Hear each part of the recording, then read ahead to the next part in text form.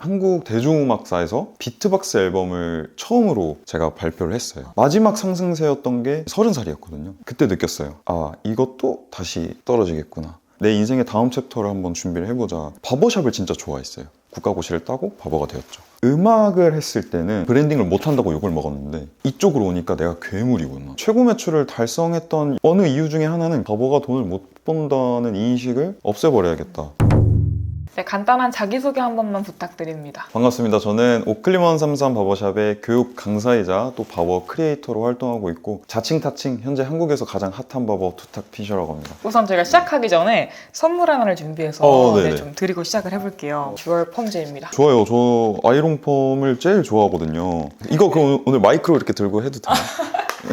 편하신 대로. 네네네. 네네. 되게 커리어가 독특하세요. 힙합 음악가에서 바버로 전향을 하신 케이스인데 네. 간단하게 힙합 음악가로서 어떤 커리어를 좀 쌓으셨는지 소개해 주신다면. 너무 많은데 간략하게 설명을 해드리면 한국 대중음악사에서 비트박스 앨범을 처음으로 제가 발표를 했어요. 2010년에. 네. 그렇게 저는 데뷔를 했고요. 래퍼 아웃사이더 아시나요? 그분이랑 저는 옥타곤이라는 팀으로 둘이 활동을 했었고요. 콜라보한 아티스트들은 BY, 시잼, 딘, 타이거 JK, MC 스나이퍼, 듀스 이런 분들이랑 콜라보 앨범, 콜라보 무대, 또 공연적인 면에서는 아시아 투어를 했었고 마지막에는 미국에서 그 끝을 냈었습니다. 어쩌다가 바버로 전향을 하시게 된 거예요? 저는 비트박스가 주 무기였거든요. 시대적으로 상승세 하락세가 되게 많았어요. 물론 예술가라는 직업 자체가 그것을 관통하기도 하지만 좀 저희 장르가 더 그랬던 것 같아요. 근데 그거에 좀 지쳐 있었어요. 마지막 상승세였던 게 30살이었거든요. 또 하락세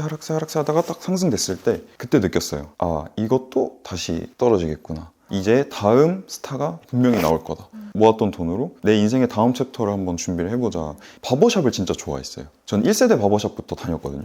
내가 좋아하는 게 바버샵밖에 없구나. 음악을 제외하고는. 바버가 되려면 어떻게 해야 되지? 보니까 이용사 국가고시를 따야 되더라고요. 그걸 바로 준비를 했죠. 부모님이 되게 좋아하셨어요. 코로나가 터지고 나라의 재정이 안 좋아지고 할 때 우리 부모님은 힘든데 기술자들은 계속 돈을 버는 거예요. 기술이 최고다 라고 하시는 말씀 때문에도 이용사를 준비했던 것도 있는 것 같아요. 국가고시를 따고 바버가 되었죠. 바버샵이 어떤 게 그렇게 매력적이셨어요? 연예인은 아니었는데 그래도 방송 활동도 하고 했었거든요. 네. 그 청담동에 연예인들 다니는 샵을 다녔었어요. 막 갔는데 엘리베이터에서부터 그 CCTV로 보시고 인턴분들이 나와서 투탑 오빠 올라갑니다 하면서 막 올라가고 막 머리 하는데 막 옆에 박재범 있고 막 네. 소녀시대 있고 너무 좋은 거예요. 근데 어느 순간 저희 그룹이 잘 안 되고 제가 하락세를 겪으면서 아, 이게 내가 맞는 옷이 아닌 것 같은 거예요. 밴을 타지 말고 오토바이를 타야겠다. 내가 지금 하고 있는 이 에스컬을 강조한 이 머리가 나한테 맞지 않는 것 같아. 이 화장도 나한테 맞지 않는 것 같아.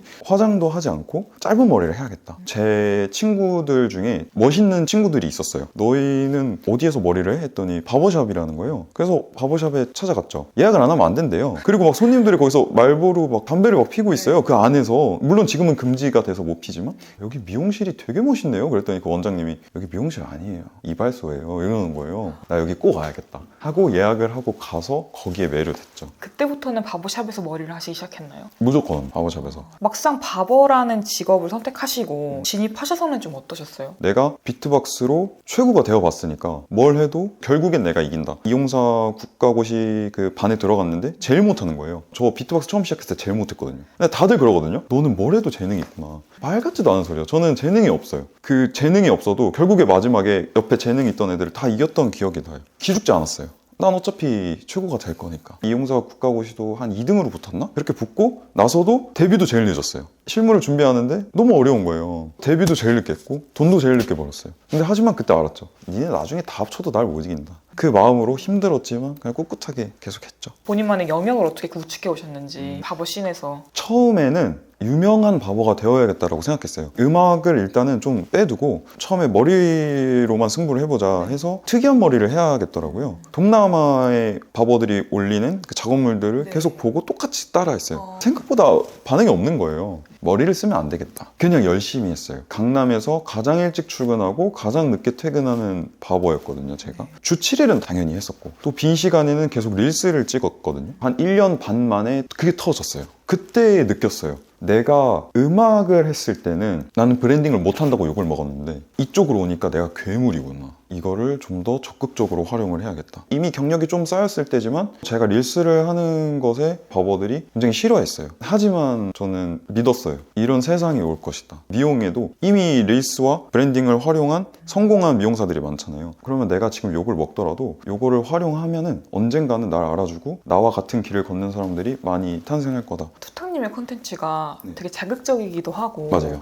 호감도 엄청 뚜렷하지만 비호감인 사람도 있을 수 있잖아요. 네. 그런 반응들은 좀 어떻게 받아들이셨어요? 안 좋은 반응이 있다는 거는 제가 아직은 해볼 만한 상대라는 거예요. 제가 부족한 거죠. 압도적이 되면 아무도 절 건드리지 못할 거예요. 그래서 저는 지금 그 과정에 있다고 생각하고 욕을 먹는 것에 대한 두려움은 이미 음악을 할 때 없어졌었죠. 음악을 했던 것이 내가 여기까지 온 데 있어서 도움으로 작용을 했냐 한다면 그거인 것 같아요. 욕을 먹는 것을 두려워하지 않는 것을 이미 거기서 배웠으니까. 사실 뭐 머리 하는데 제가 손님들 앞에서 비트박스 할 것도 아니고 좋은 커리어가 있었지만 제가 엄청 유명한 가수도 아니었으니까. 근데 상승세에서 잠깐만 이 다음이 있을까라는 질문을 던질 수 있는 것 자체가 그게 얼마나 많은 사람이 가능할지는 잘 모르겠어요. 저의 가장 큰 장점은 객관합니다. 저는 제가 어느 위치에 있는지 정확히 알아요. 그때도 역시 똑같았던 것 같아요. 그런 얘기 많이 하잖아요. 사실 바버로서 경제적인 수익을 얻는 것이 쉽진 않다. 저도 하면서 좀 느꼈었죠. 최고 매출을 달성했던 어느 이유 중에 하나는 바버가 돈을 못 번다는 인식을 없애버려야겠다 하면 될 것 같았거든요. 결국에 노동 수익이잖아요.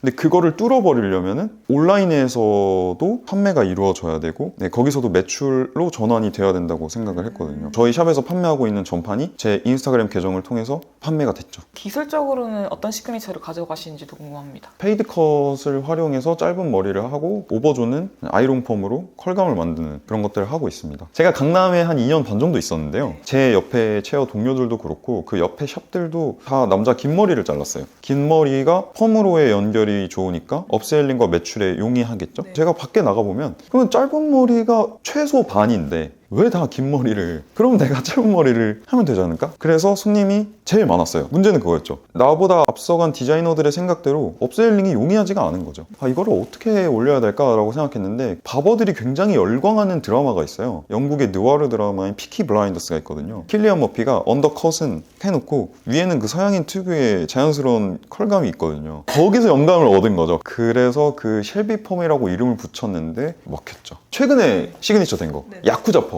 쉘비 펌이 어느 정도 그 강남에서 유행을 하고 제 단골 아저씨 고객님이 오셨는데 그걸 해달라는 거예요. 아이롱 펌의 짧은 머리를. 그래갖고 해드렸죠. 근데 너무 잘 나온 거예요. 근데 그분이 이게 무슨 아이롱 펌이야, 야쿠자 펌이지. 그래서 야쿠자 펌 인터넷 치는데 안 나오는 거예요. 일본어로 치니까 막 나오는 거예요. 장난으로 그거를 처음에는 올렸는데 그거를 찾았는데 우리나라에서 하는 사람이 많이 없으니까 못하고 있었던 분들이 찾아오기 시작한 거예요. 내일도 야쿠자 펌 있고 아마 모레도 있는 걸로 알아요. 감사합니다, 현재석 고객님. 그리고 또 이제 중국에도 진출을 하셨어요. 네, 맞아요. 그 중국을 어떻게 가게 됐냐면 처음에 중국 쪽에서 한국 바버한테 제안이 왔어요. 애견남 머리를 원했어요. 다운 펌에 시스루 댄디였어요. 심지어 제가 제일 싫어하는, 저한테 안 오고 그 시스루 댄디를 잘하는 어떤 바버한테 이제 왔었는데 그 바버가 부담스럽다 넘긴 거예요. 한국 최초라는데, 물론 미용사들은 많이 갔죠. 근데 바보 중에 최초라는데 그거 뭐 어떡해요. 준비를 해야죠. 로아트의 김준호 원장, 제 어릴 적 친구예요. 회를 사줄 테니 당장 우리 샵으로 튀어오도록 해라 알려준 거죠. 시스루 댄디를 잘 모르시는 상태에서 일단은 가겠다라고 하신 거네요. 네, 맞아요. 그리고서는 2주 동안 미친 듯이 했죠. 시스루 댄디를 자르고 제가 느꼈거든요. 멋지지 않은데 이거를 멋있게 할 수는 없나?